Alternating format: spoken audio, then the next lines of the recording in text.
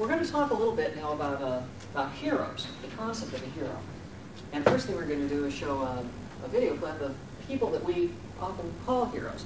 We'll go for another half hour, then we're going to take a break. Looks like everyone has something new too.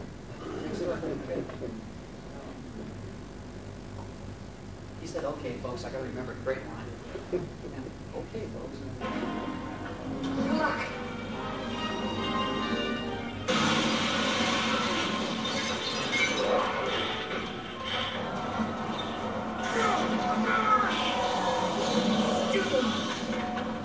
Well, sir, you were a cowardly son of a bitch. You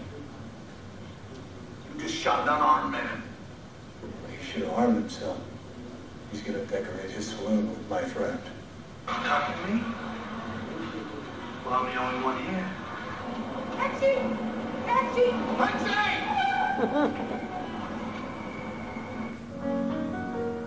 All the gin joints in all the towns in all the world. She walks into mine.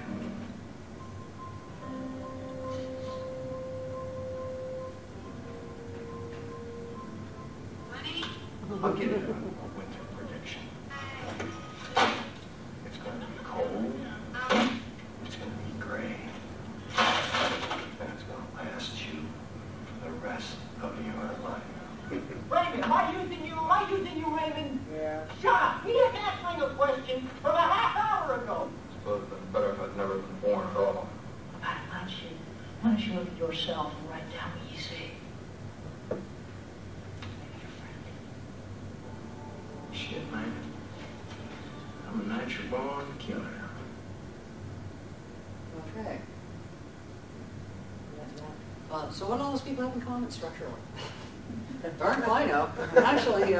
Actually, that's the point. The point is that we take the term hero and we use it namby-pamby around the industry, you know. As a matter of fact, we use a lot of terms. We'll say, well, who's your hero? Oh, well, my main character is Joe. Oh, well, what's your central character do? Well, you know, and you go on like this, back and forth using all these terms interchangeably. Well, they're actually all good terms, but none of them really has any specific meaning because they're all used interchangeably. And they all basically mean the character that seems most important in the story. Okay, and that's the best you can do. Structurally, that doesn't really help a lot. Okay, write me the character who's going to be the most important in your story. You know, it doesn't really tell you what to do. It just lets you know what you will have accomplished if you did it right. Well, it turns out heroes and villains have a specific shopping list of items that they need to have in them. There's particular traits that make a structural hero as opposed to... Now, we talk about heroes all the time. Firefighters, they're heroes. Okay, the people in the 911 towers, okay, Twin Towers, they were heroes. Okay, what's the difference between the two? Well, the people in the towers were sitting there at their desk when a plane hit them and they're heroes. Okay? Tragedy, yes. Terrible thing, yes.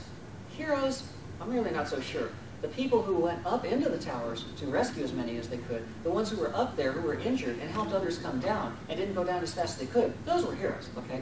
They acted heroically. But there's a difference between acting heroically and being a structural story hero.